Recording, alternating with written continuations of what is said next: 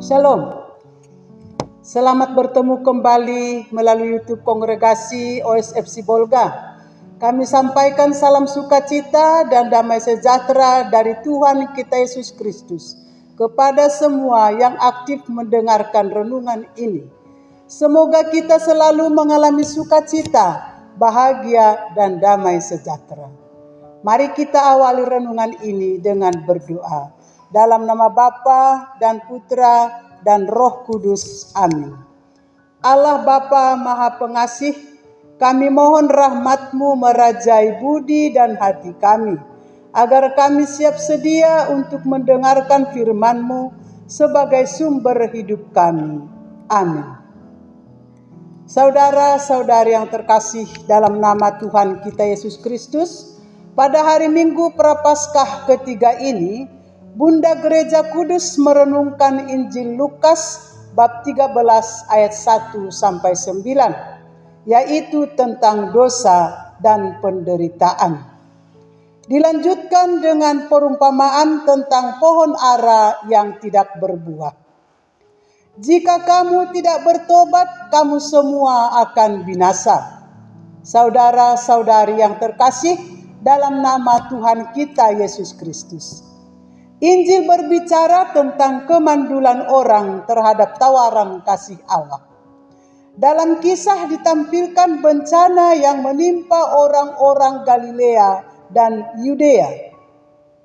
Bencana itu bukan hukuman bagi mereka, namun menjadi isyarat bahwa orang perlu mengarahkan hidup kepada Allah. Bencana bisa menimpa tiba-tiba. Orang masa kini pun masih rawan akan bencana semacam itu.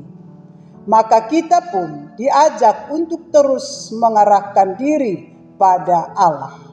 Saudara-saudari yang terkasih dalam nama Tuhan kita Yesus Kristus, pokok-pokok pewartaan yang disampaikan melalui Injil hari ini adalah bahwa kesengsaraan dan malapetaka menurut Yesus bukan merupakan tanda dosa dan hukuman Allah, melainkan harus dilihat sebagai peringatan untuk waspada akan hal-hal yang tidak terduga.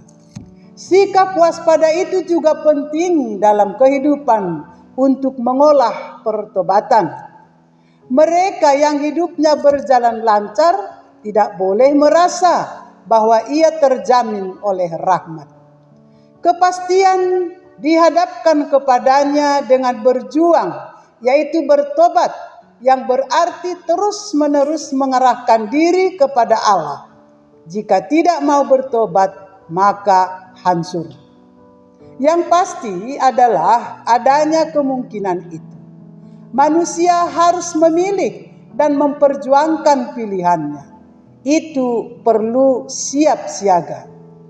Perjuangan membawa kesuburan. Dalam hal ini, gambaran mengenai pohon ara yang mandul dan kesabaran pemiliknya yang rela menunggu merupakan perumpamaan berkenaan dengan orang yang tidak membawa hasil dalam usahanya dan Tuhan yang masih tetap memberikan kesempatan dengan kasih-Nya. Kesempatan itu dikaruniakan secara istimewa. Bila manusia ternyata menyia-nyiakan kesempatan itu, maka pengadilan Tuhan akan menentukan nilai orang tersebut. Dalam memberikan gambaran itu, sebetulnya Lukas mengingatkan peristiwa sejarah yang menimpa bangsa Israel. Mereka menolak Kristus, dan kesengsaraan yang menimpa bangsa tersebut pada tahun 70 merupakan penentuan bagi bangsa tersebut.